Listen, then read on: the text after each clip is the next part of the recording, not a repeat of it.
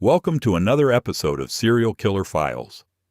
I'm your host, Arthur Morgan, and today we're diving deep into one of the most chilling cases in American criminal history. This is the story of how a charming law student's own arrogance became the key to his downfall. This is the hunt for Ted Bundy. Intrigued by the minds behind notorious serial killings and the mysteries that surround them? Scoob, an AI-powered podcast platform, presents Serial Killer Files, a compelling, binge-worthy series that delves into some of history's most chilling crimes. From Charles Manson and Ted Bundy to Richard Ramirez and the East Area Rapist, each episode examines not only the brutal acts, but also the complex psychology, investigative challenges, and systemic oversights that allowed these killers to evade justice.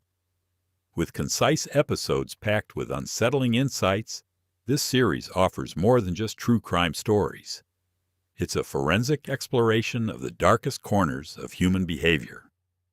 Join over 50,000 true crime fans who rely on Scoob for expertly crafted, thought-provoking content. Download Scoob today and subscribe to Serial Killer Files for the latest episodes on infamous serial killers, unsolved mysteries, and the ongoing quest for answers.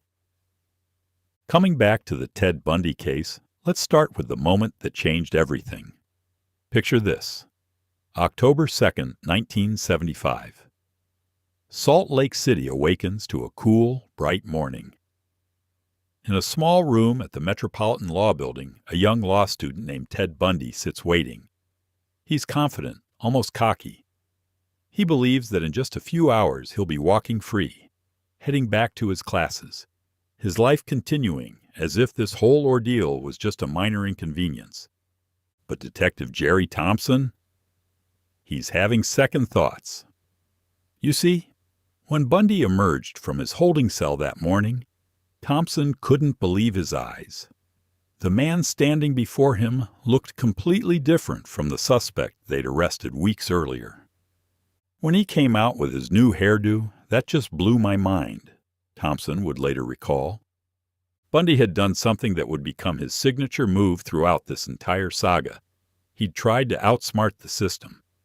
Knowing that photographs from his August arrest showed him with a round face and medium-length bushy hair, he'd gotten a strategic haircut. His hair was now trimmed shorter, combed neatly, and parted on the opposite side. He looked markedly different. But here's where Bundy's calculating mind revealed itself in full force. He'd actually planned something even more elaborate. That morning, he'd selected two distinct sets of clothing, one to wear to the courthouse and another layer underneath. His plan was brilliant in its simplicity. Change out of the outer garments just before the lineup, ensuring he looked as different as possible from the other participants. If the witnesses couldn't pick him out, the case would crumble. Yet in a moment that would prove prophetic of his entire downfall, Bundy experienced a last-minute change of heart. He left his second set of clothes at his attorney John O'Connell's office. Was it overconfidence? A moment of doubt? We'll never know. But this decision to abandon his backup plan would be just the first of many times his own ego would sabotage his carefully laid schemes. Thompson, meanwhile, was scrambling. Seeing how different Bundy looked, he quickly replaced the jail inmates originally chosen for the lineup with police officers. The result was what Thompson feared might be too fair. Bundy now looked exactly like the other participants. Thompson turned to County Attorney David Yocom and whispered with genuine concern, "Friend, we are in a world of trouble. Bundy looks exactly like those guys. Our witnesses are going to pick some of those police officers." Little did Thompson know that this moment of panic would soon transform into one of the most crucial victories in the case. The lineup room buzzed with tension. 7 women sat in the audience, each positioned separately between police officers. 3 of them were actual witnesses: Carol DaRonch, Rakelyn Shepard, and Tamara Tingey. The other 4 were county employees, what Detective Thompson called ringers, included for both security and psychological reasons. Thompson had dual motivations for this setup. Both DaRonch and Shepard had expressed genuine fear about being recognized by Bundy or his legal team. Thompson convinced them that their presence would be far less noticeable in a crowded room. Plus, with the press room nearby, there was always the risk that an enterprising journalist might identify DaRonch, who was known to become easily agitated. One wrong comment from her could jeopardize the entire case.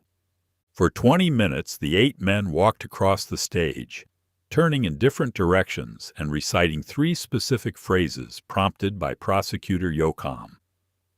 "Would you like to come to the station with me? Could you come outside and identify a car for me? It'll just take a minute. I'm a police officer. Your car has been broken into." These weren't random phrases. Each one was carefully chosen to echo the words witnesses remembered from their encounters with the suspect. As Bundy spoke, his voice carried that same persuasive tone that had lured so many victims to their fate. When it was over, each woman was instructed to write down the number of any man they recognized. Bundy was number 7. Back in the booking area, the same place where Sergeant Hayward had first processed him 7 weeks earlier, Bundy waited. As time dragged on, his confidence began to waver. Finally, John O'Connell entered with news that would shatter Bundy's world. "Well, Ted," O'Connell said quietly, "this looks like the way it is. You've been identified." The words hit Bundy like a physical blow. He'd arrived that morning fully expecting to resume his classes later that day. Instead, Detective Thompson soon clarified that the charges against him were kidnapping and attempted murder. His bail was set at a staggering $100,000. In that moment, the seemingly impenetrable disguise that Bundy had maintained began to crack. But this was just the beginning, because what happened next would reveal just how dangerous Bundy's greatest weakness truly was: his absolute belief in his own superiority. After being officially processed, Ted Bundy found himself in a compact interview room facing Detective Ben Forbes, Thompson's partner. The plan was simple: let Forbes take the lead with a gentle approach, see what Bundy might reveal. Here's what's crucial to understand about this moment. Bundy had every legal right to remain silent. He could have requested an attorney. Any experienced criminal would have kept their mouth shut. But Ted Bundy wasn't just any criminal. He was a man who believed he was smarter than everyone else in the room. Forbes began with what seemed like a softball question about the handcuffs found in Bundy's car. Now, Bundy had 5 full days to prepare for this question. 5 days to craft a believable story. Instead, he spun a tale so ridiculous it would have been laughable if the circumstances weren't so serious. He claimed he'd found the handcuffs at a garbage dump. His justification? He said that after intervening in a bicycle theft in Seattle, wrestling with the thief until police arrived, he thought having handcuffs might be useful in similar future situations. Think about that logic for a moment. A law student, someone trained in legal reasoning, thought this explanation would satisfy a seasoned detective. It reveals something profound about Bundy's psychology. He wasn't just arrogant. He was fundamentally incapable of understanding how normal people think. Forbes wasn't buying it. While Bundy had proven himself a smooth talker with women who were predisposed to see him favorably, his charm fell flat against a detective approaching his story with professional skepticism. But Bundy kept talking. When Forbes asked about the pantyhose mask found in his car, Bundy claimed he'd been influenced by a film about mountain climbers who used nylon liners beneath their ski masks for warmth. He alleged he planned to use the same concept for his winter law school classes. The rope and torn sheets? According to Bundy, they were for tying oars to his inflatable raft, a gift from his girlfriend Liz. The ice pick was just an ordinary household tool with no sinister purpose. With each answer, Bundy was digging himself deeper. By choosing to speak with Forbes, He'd committed himself to statements that could later be used against him in court. He'd already been caught in one lie during his arrest, and now he was creating an entire web of implausible explanations. Then Forbes delivered the moment that changed everything. My game is homicide. He revealed to Bundy that he was now under suspicion in a kidnapping and attempted murder case, though he carefully withheld Carol DaRonch's name. Caught off guard again, Bundy made perhaps his most damaging decision yet. He agreed to sign a consent form, allowing police to search his room. This single signature opened additional avenues for investigation and potential evidence discovery. What's remarkable is that throughout this entire interview, Bundy seemed to believe he was controlling the conversation. He thought his explanations were clever, his demeanor persuasive. He had no idea that with each word, he was handing prosecutors the rope that would eventually hang him. This pattern, Bundy's fatal overconfidence in his ability to manipulate and deceive, would repeat itself throughout the entire case. Time and again, when silence would have served him better, his ego demanded that he speak. And every time he opened his mouth, he revealed just a little bit more of the monster beneath the charming facade. While Bundy was busy talking himself into deeper trouble, Detective Jerry Thompson was experiencing something that would prove crucial to the entire case: intuition. Thompson was the only person who sensed a connection between the polite law student arrested on that August night and the abduction of Carol DaRonch the previous November. This wasn't the first time Bundy's name had surfaced in connection with murders. Both Seattle and Salt Lake City police had received tips about him before, only to see them fade into obscurity. Thompson himself had actually overlooked a potential connection when King County Police sent over a photograph of Ted from his girlfriend Liz. But this time, something was different. Thompson's suspicions were based purely on instinct at first. Ted Bundy seemed like an improbable suspect, a clean-cut law student with no criminal record. His theory was met with significant skepticism from colleagues, including Sheriff Mac Hawley of Utah County, who was investigating the murder of Laura Amy. Bundy had nothing to do with our case, so forget him. Hawley would snap in frustration whenever Thompson brought up his theory. But Thompson couldn't let it go. He understood that establishing Bundy's guilt hinged on one crucial element: Carol DaRonch's testimony. There were no descriptions of the man seen with Nancy Wilcox in the Volkswagen. Melissa Smith hadn't been spotted with anyone, and without Deborah Kent's body, proving a homicide had even occurred was nearly impossible. This presented a serious problem. 9 months had passed since DaRonch's encounter with Officer Roseland. In that time, she'd been exposed to thousands of mugshots. In police terminology, she might now be a fatigued witness, someone whose memory had been distorted by overexposure to photographs, potentially unable to make a positive identification in court. Before approaching DaRonch, Thompson knew he needed more certainty. He sent Ted's mugshot and photos of items found in his car to Bob Keppel in Seattle. By coincidence, Keppel's team was revisiting potential suspects and had reached number 7 out of 100, Theodore Robert Bundy. Thompson also reached out to Ira Beale in Bountiful, who showed Bundy's mugshot to Raylyn Shepard, the drama teacher at Viewmont High School. Her response was encouraging, but not definitive. If you put a mustache on the individual, I'm sure that's probably him.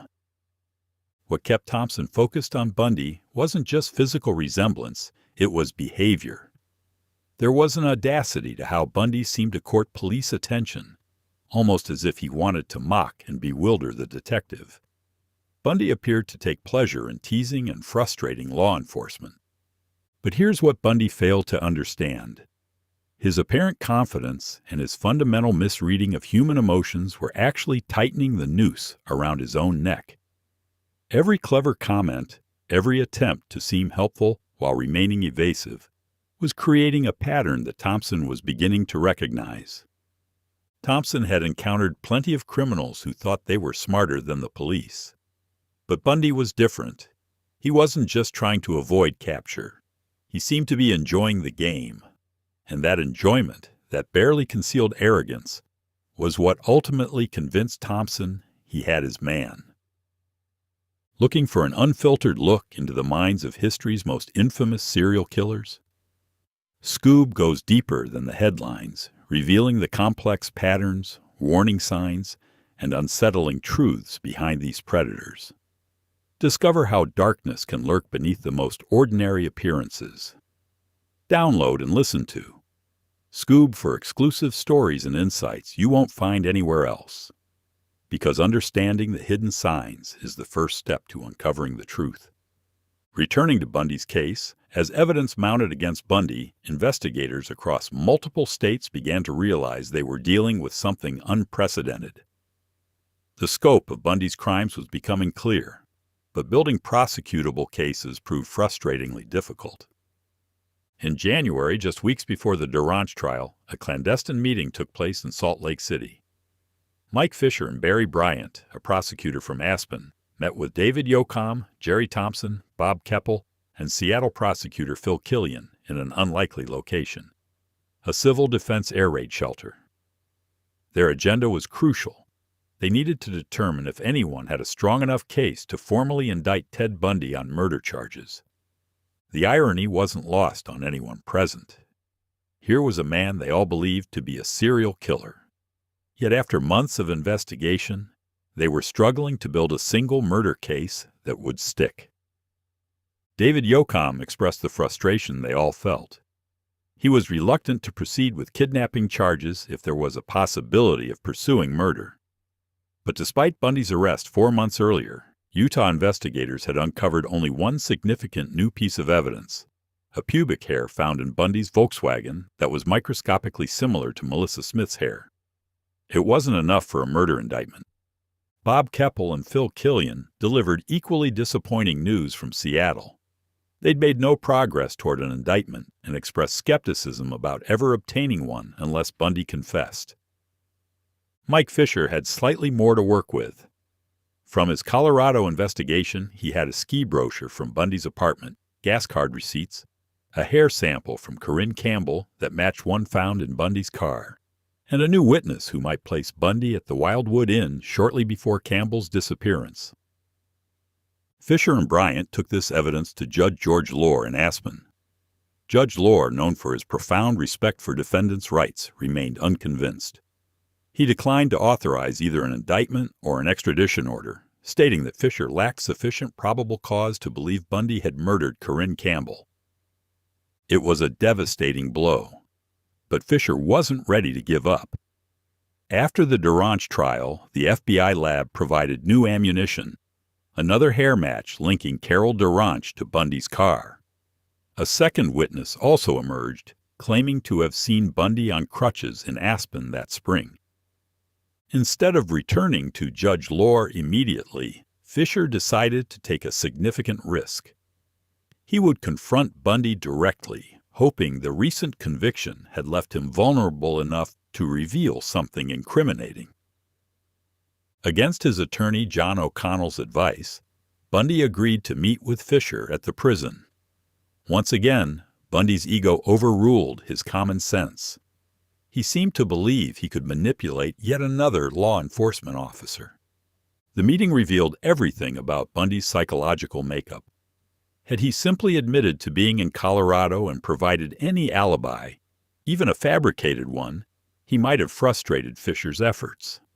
Instead, Bundy continued his pattern of evasive, unconvincing responses. When Fisher asked if he remembered being in Aspen in January 1975, Bundy replied with visible nervousness, I can't say for sure, no." He was literally shaking as he spoke. Fisher noted that Bundy failed to provide any plausible explanation for being in the area: work, vacation, visiting friends, anything that could have provided reasonable doubt. Instead, his evasiveness only strengthened Fisher's conviction that he had the right man. This pattern would repeat itself throughout Bundy's interactions with law enforcement. Time and again, when a simple, direct answer might have helped his case, his need to feel superior, to engage in psychological games, led him to responses that only increased suspicion. But perhaps the most revealing aspect of all these investigations was how they uncovered the breadth of Bundy's deception. Margaret Maughan, who had known Bundy personally, provided a chilling glimpse into his true nature. Margaret Maughan's testimony provided investigators with perhaps their most disturbing insight into Ted Bundy's psychology. In January 1976, she revealed details of conversations that showed just how far Bundy's facade of normalcy extended and how thin it really was. Margaret had noticed the tear in the back seat of Bundy's Volkswagen with stuffing protruding from it. When she mentioned it, Bundy's response was chillingly calculated.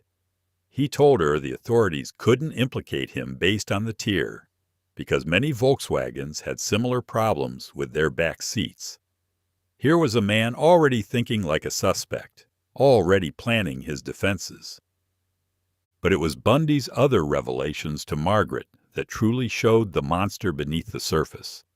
He told her he didn't recognize any distinction between right and wrong.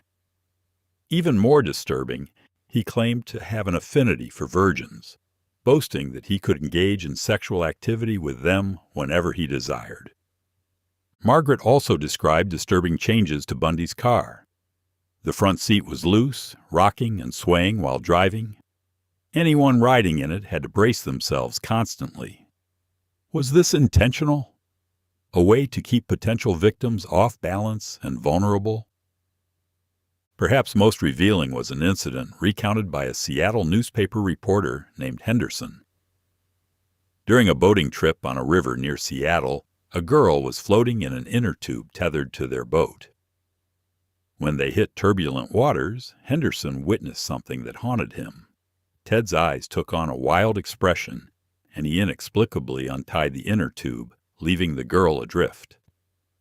Henderson described Ted's alarming demeanor as he recklessly drove back to Seattle afterward, remaining eerily silent for an hour and a half.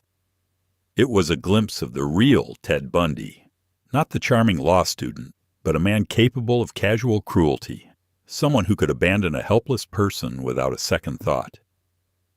Even more significantly, Henderson revealed that someone had documented the license plate number from Ted's truck in connection with an abduction case in Oregon. The net was tightening from multiple directions. Margaret's account also revealed Bundy's paranoia and calculated preparations. When he traveled to Colorado, he had someone named Carl Weary monitor his apartment, fearing police intrusion. To secure his living space, Ted had installed a robust lock on the door, screwed the windows shut, and removed the ladder from the window access. She confirmed that Ted had made the journey through Lambs Canyon to Provo in fall 1974 before the snowfall. The timing was crucial. Investigators were trying to establish his presence in Utah during the period when local women began disappearing. What emerges from Margaret's testimony is a portrait of a man living a completely double life.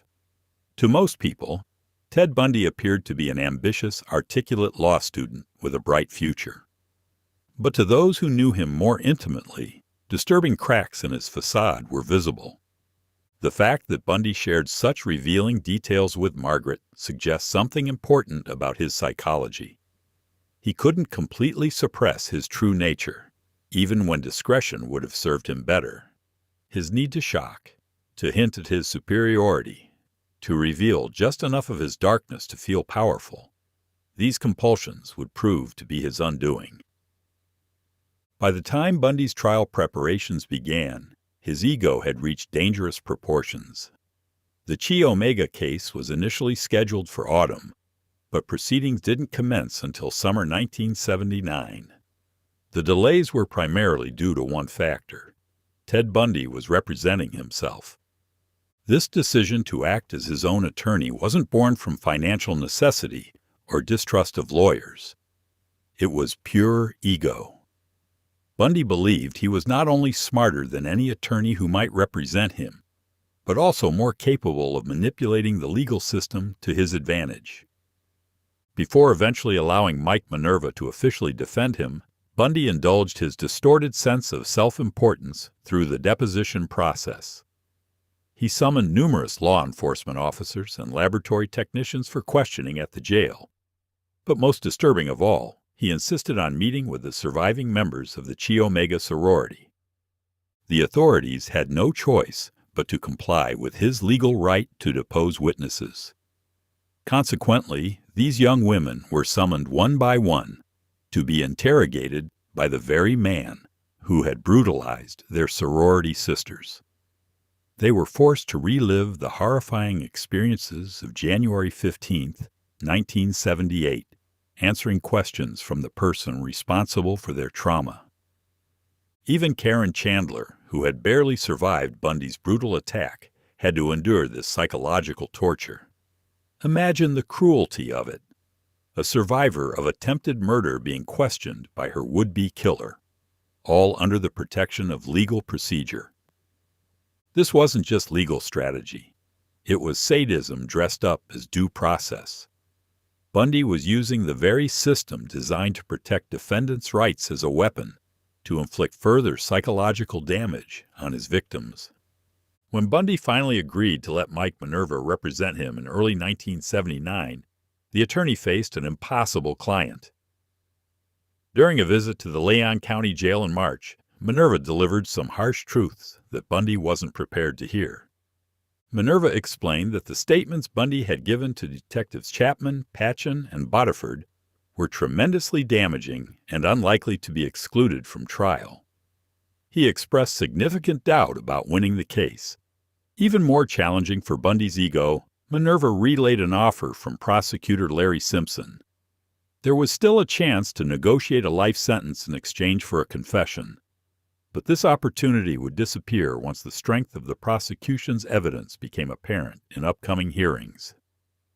Bundy's reaction was explosive. He vehemently rejected any suggestion of confession and became infuriated when Minerva implied he wouldn't recommend such a deal unless he believed in Bundy's guilt. For Bundy, guilt was merely a theoretical concept to be debated in courtroom procedures.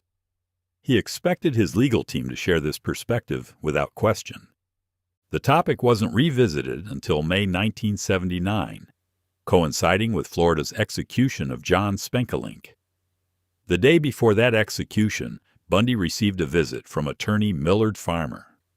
Though both Farmer and Minerva declined to comment publicly, according to Bundy, it seemed the Atlanta attorney had made the trip specifically to persuade him to take steps towards saving his own life.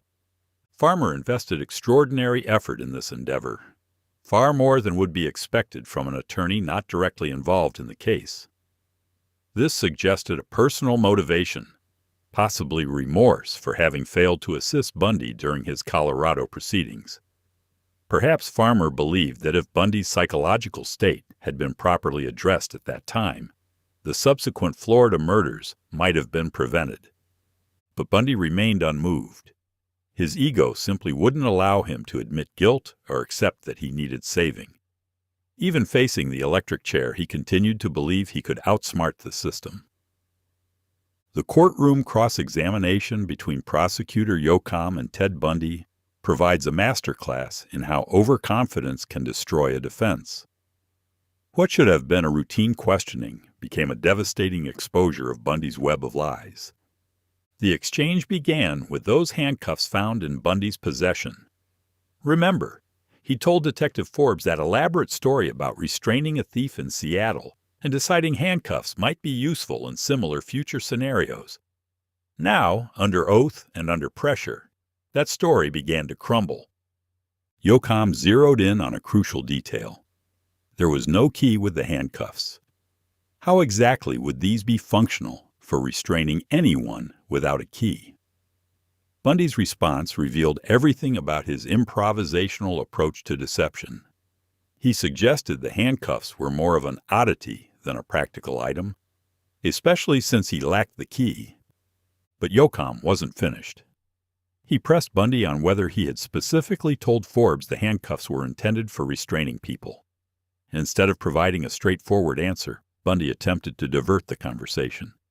When Yocom repeated his question, Bundy finally admitted he was inclined to respond selectively, essentially confessing under oath that he chose which questions to answer honestly. The prosecutor then moved to another inconsistency. Bundy had never told his attorney, John O'Connell, that he'd smoked marijuana the night of his arrest. When confronted about this omission, Bundy claimed he was too embarrassed to mention it. Here's where Yocom delivered a devastating blow to Bundy's credibility. As a law student, Bundy would know that admitting to marijuana use couldn't be used against him legally. Furthermore, marijuana possession was a minor misdemeanor in Utah, while possession of burglary tools and attempting to evade arrest, the charges he was actually facing, were far more serious offenses. The logic was inescapable. Why would someone be embarrassed about a minor drug offense while facing major felony charges? Unless, of course, they were lying about the real purpose of those burglary tools. Yocom continued his methodical dismantling of Bundy's story, moving to the crowbar found in his vehicle. Bundy tentatively claimed he might have mentioned using it for car repairs, though he couldn't provide any convincing details about its specific use that evening.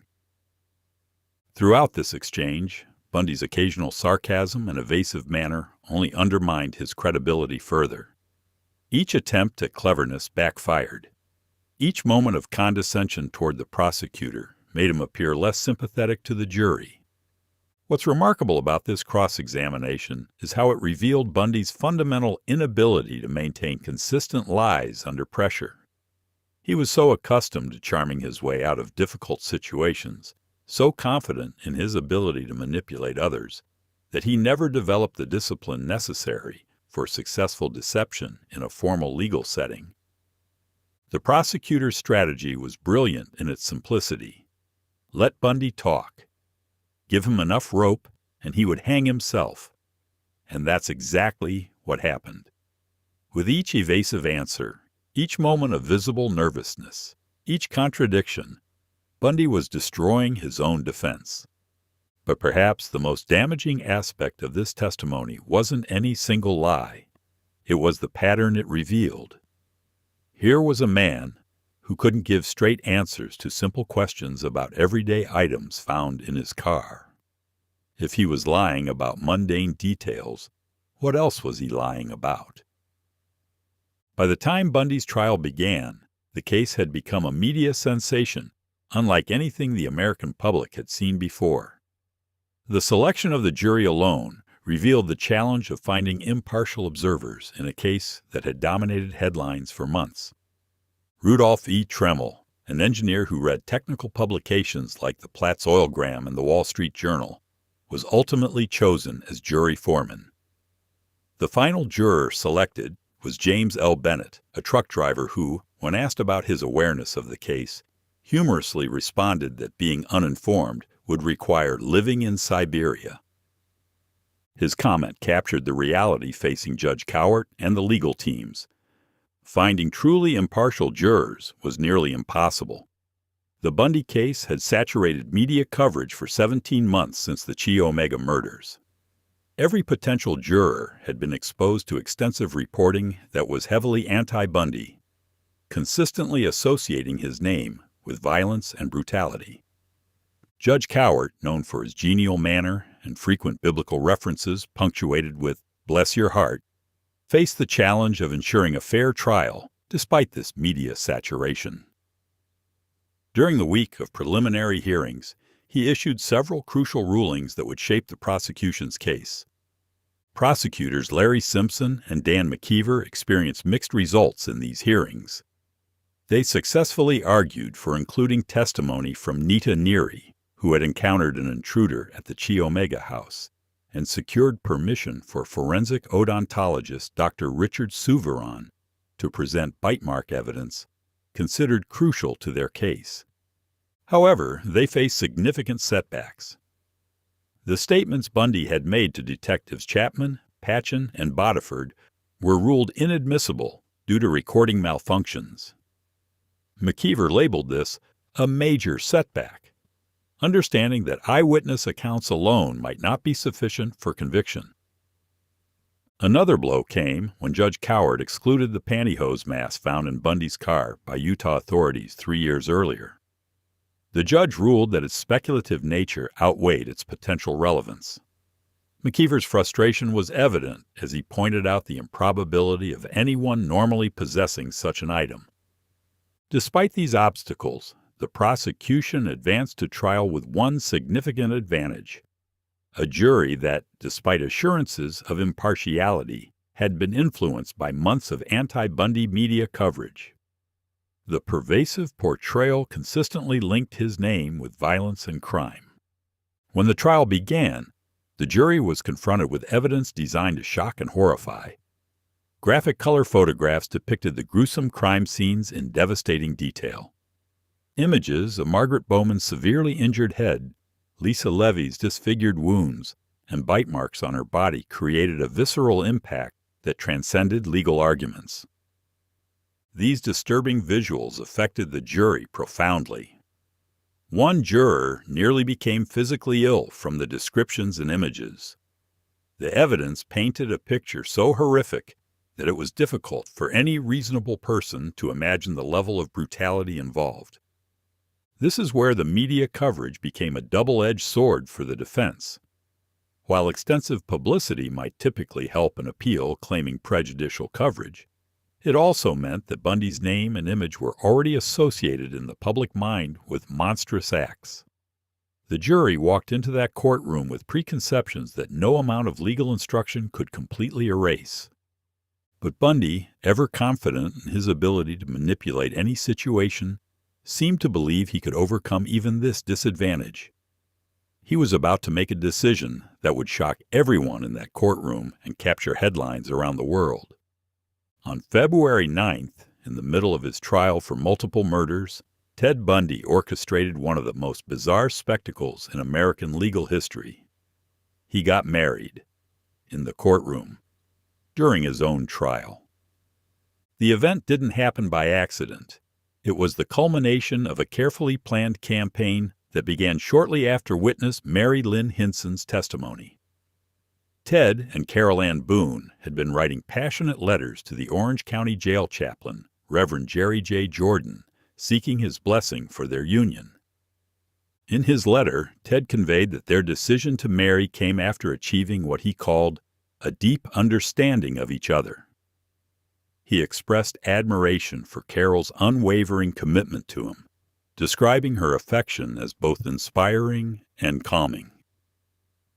The letter painted a picture of a man desperately seeking normalcy and human connection in the face of overwhelming evidence of his guilt. Carol's letter was more reserved, but revealed her own motivations. She emphasized the important role Ted played in her teenage son Jamie's life, describing how Ted actively engaged with and guided the boy. She claimed that formalizing their relationship would bring comfort to all three of them, a desire she said they had both held for a significant time. The jail authorities weren't moved by these romantic appeals. They denied the marriage request, stating it was not in Ted's best interest given his circumstances. After all, here was a man facing 2 death sentences with the possibility of a third. Most rational people would have accepted this decision and moved on. But Carol Ann Boone was not most people. She had made significant personal sacrifices for Ted, uprooting her life and moving to Florida to be near him during his trial. She was determined to legitimize their relationship, regardless of the obstacles. Refusing to accept defeat, Carol obtained a marriage license and underwent the required blood test. When bailiffs initially blocked attempts to collect Ted's blood for testing, Ted successfully appealed to Judge Jopling, arguing he was entitled to meet with a defense consultant. Even facing execution, his legal knowledge and manipulative skills remained sharp. Finding someone to perform the ceremony proved challenging. Florida law allowed notaries public to officiate weddings, but when they approached notary Don Kennedy, he was instructed not to participate. Various alternatives were explored, marrying by telephone, through proxies, but these were ultimately dismissed as legally insufficient. Then Carol had a moment of inspiration that revealed her own cunning. The solution lay in the courtroom itself. While the penalty phase was in session, Ted could act as his own attorney and call her as a witness. Under oath, in front of the judge, jury, attorneys, and gallery full of observers, Carol could affirm her love and desire to marry Ted. If Ted responded with matching sentiments, and if a notary public was present to witness the exchange, their marriage would be legally binding under Florida law. The plan was audacious, romantic, and completely insane, but it was also legally sound. On his wedding day, Ted dressed with particular care, donning a new bow tie, khaki slacks, and his favorite pair of argyle socks. Carol complimented the occasion by borrowing clothing, a black knit top over her white blouse. The courtroom filled with observers who had heard rumors about what was planned. At 10:13 a.m., Ted called Carol to the witness stand. The anticipation among spectators was palpable. Despite an initial misstep where Ted referred to himself as the defendant, the exchange proceeded as planned. Under oath, Carol declared her intention to marry Ted. He reciprocated, stating his desire to marry her. With a supportive notary public in attendance, they had fulfilled Florida's legal requirements for marriage. The moment was surreal. A man facing execution for brutal murders, getting married in the middle of his own trial, using legal procedures designed to ensure justice as the backdrop for personal romance. Even his fellow death row inmates later expressed admiration for the audacity of it all. But perhaps the most revealing aspect of this entire episode wasn't the wedding itself. It was what it showed about Ted Bundy's psychological state. Here was a man so convinced of his own specialness, so unable to accept the reality of his situation, that he believed he could have a normal marriage while facing execution for serial murder. As Ted Bundy's execution date approached, the psychological facade he had maintained for years began to crumble under pressure. The conversations with investigator Hugh revealed a man desperately trying to maintain control while facing the ultimate loss of power, his own death. Hugh's relentless insistence on confronting harsh realities began to unravel the carefully constructed web of justifications Bundy had created. For the first time, real fear began to penetrate Bundy's armor of arrogance. When Hugh mentioned the possibility of electrocution, Bundy momentarily considered negotiating with the governor to delay his fate. Hugh had taken unofficial measures in Tallahassee, suggesting that if Bundy confessed comprehensively to all his murders, assisted in locating the bodies of victims still unaccounted for, and provided psychological insights to experts, there might be room for negotiation. The offer represented Bundy's last chance to potentially save his life. When Hugh returned 3 weeks later with specific details about what might be possible, Bundy's reaction was explosive. "Why would I do that?" he questioned sharply, as if the proposition were absurd. His ego simply couldn't process the idea that he might need to bargain for his life. Hugh reminded Bundy of their previous conversation, where Bundy himself had suggested that his brain was unique and worthy of scientific study. But now, consuming his fourth ham sandwich of the meeting, Bundy shook his head and insisted he never said that and never would. When Hugh produced a tape recording of Bundy's own voice expressing interest in just such a deal, Ted's response was breathtakingly casual. "Well, then I reject it now." He seemed to believe he could simply change his mind about previous statements, as if reality itself was subject to his will. As the execution date drew nearer, Bundy's desperation became more apparent. He attempted to escape Hugh's probing questions by requesting a different investigator through his wife Carol. But he found himself trapped in a web of contradictions and nonsensical statements that he himself had created. By March 1981, the strain had become unbearable, and Bundy declared an end to the interviews.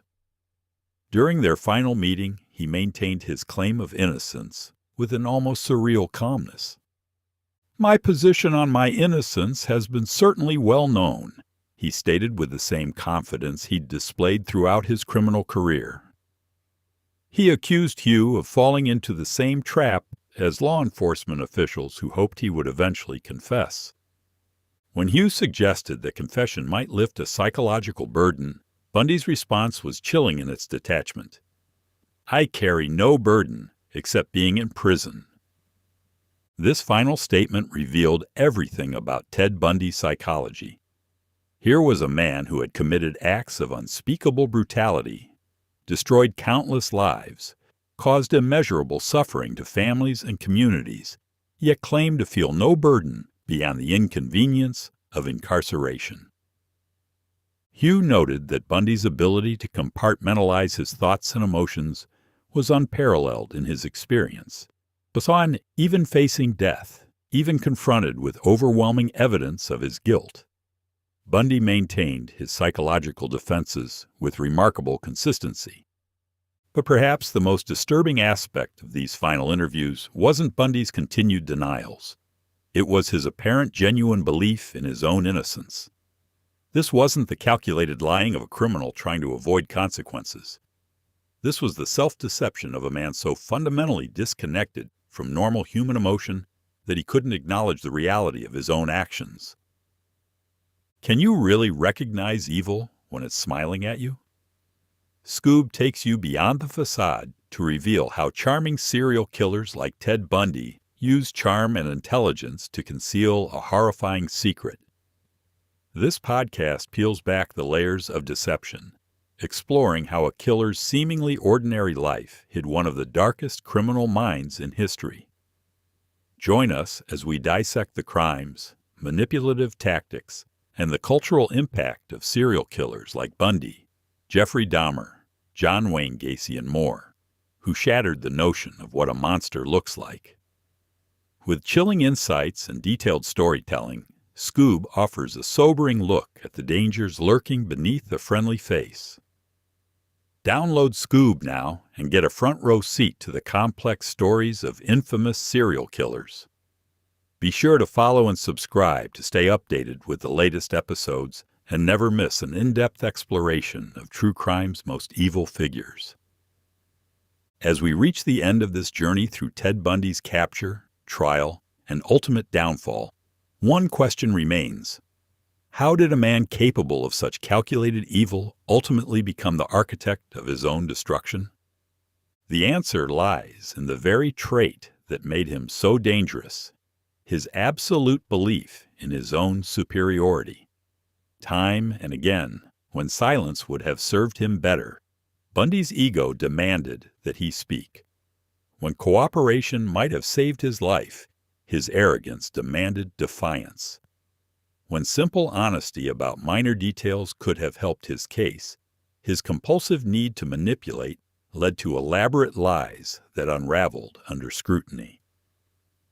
From that first interview with Detective Forbes, where he spun ridiculous stories about handcuffs and pantyhose masks, to his final conversations with Hugh, where he denied ever making statements captured on tape, Bundy was consistently his own worst enemy. His decision to represent himself in court, his insistence on deposing his own victims, his bizarre courtroom wedding, each of these actions revealed a man so disconnected from normal human psychology that he couldn't understand how his behavior appeared to others. Perhaps most telling was his reaction to plea bargain offers that could have saved his life. Even facing execution, he couldn't bring himself to admit guilt, because doing so would have required acknowledging that he wasn't the superior being he believed himself to be. Detective Jerry Thompson's intuition proved correct, but it was Bundy himself who provided the evidence that sealed his fate. His overconfidence led to his downfall, his lies backfired in court, and his ego prevented him from taking the actions that might have saved his life. In the end, Ted Bundy was caught not by superior police work or advanced forensic science, but by his own fundamental inability to remain silent when silence would have served him best. The monster was destroyed by the very traits that made him monstrous: his arrogance, his need for control, and his absolute inability to see himself as anything other than the smartest person in any room. The hunt for Ted Bundy succeeded not because investigators outsmarted him, but because they gave him enough rope to hang himself. And ultimately, that's exactly what he did. Thank you for joining me for this deep dive into the psychology and capture of one of America's most notorious serial killers. The hunt for Ted Bundy shows us that sometimes evil destroys itself through its own arrogance. Until next time, this has been Criminal Minds Unraveled.